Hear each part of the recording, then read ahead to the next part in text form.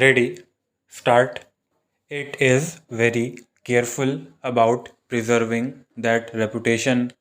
Let us not therefore pursue this talk of expropriating foreign capital.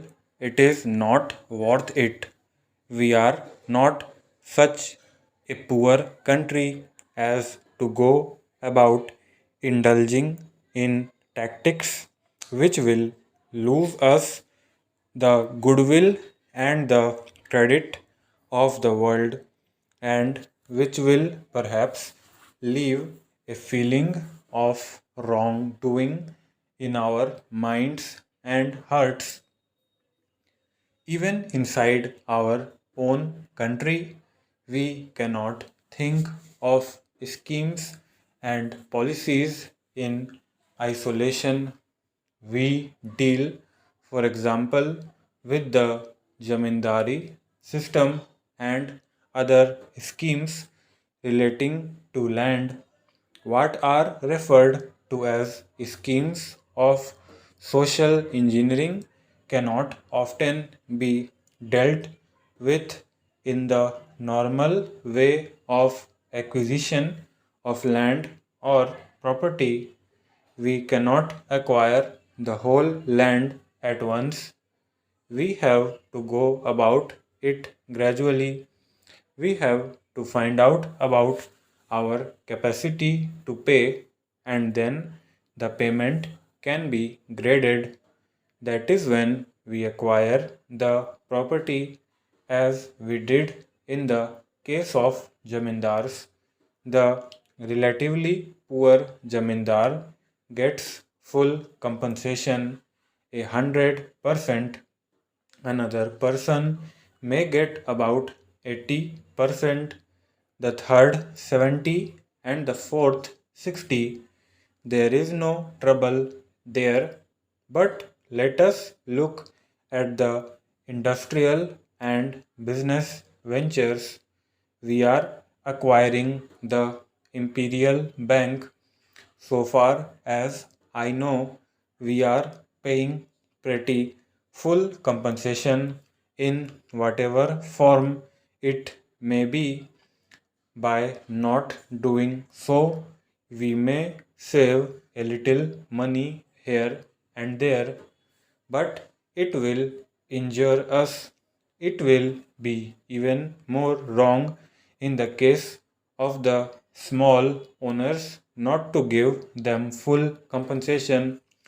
I am surprised that one of these minutes of dissent hints that we are out to harm the small owner. I submit that it is an unfair charge. Nobody can do it.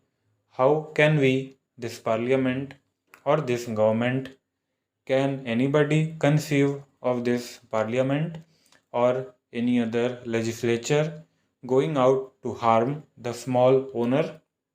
The self interest of the average member will shout out against such a step, if nothing else.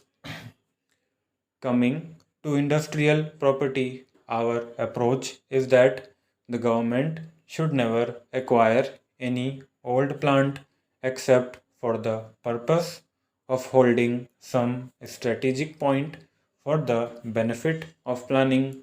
The reasons behind this approach are obvious. We are an underdeveloped country, industrially speaking. We want to industrialize the country. We want hundreds of factories to go up in every corner of the country.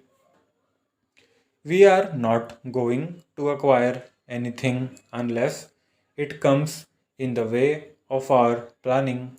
The idea, which is sometimes put forward by some honorable members opposite, that a kind of general scheme of nationalization would bring about great equalization, is incorrect.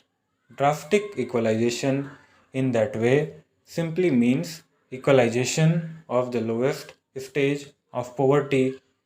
That is not good enough. We want to raise our country's standards and yet bring about this equalization so that we can go towards an egalitarian society.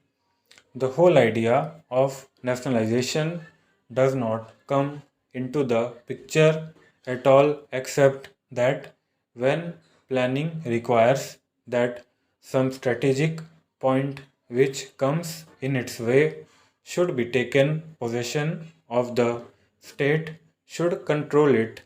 Otherwise, the state should go ahead and build up new state plants. The public sector becomes bigger and more important and productive, letting the private sector advance simultaneously. If the public sector is eating into the private sector, there is no total advance, even though there might be some advantage from the social point of view.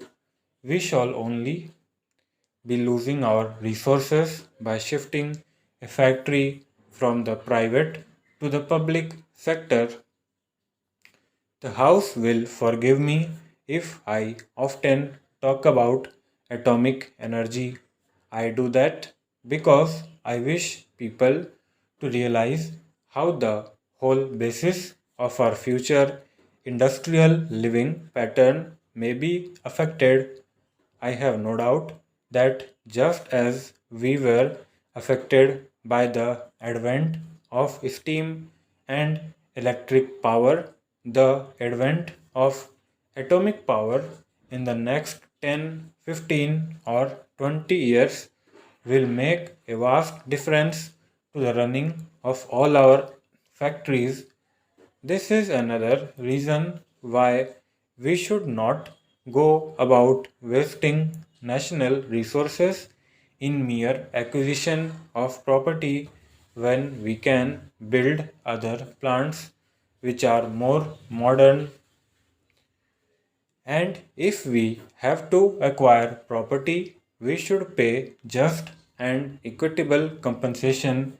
There may be many rich men owing these interests, but many of these large properties are limited liability companies with a large number of shareholders. We do not wish to deprive them. I therefore say again that all this apprehension is completely misplaced. It ignores not only existing conditions in India but the probable future line of advance. We talk about a socialist pattern of society, industrialization, the removing of unemployment, of higher standards, and so on. What is really necessary is somehow to activize and dynamize the base of the Indian social structure. I want the House to appreciate this phrase. No doubt there must be approaches from the top, but there has been too much activizing from the top layers to stop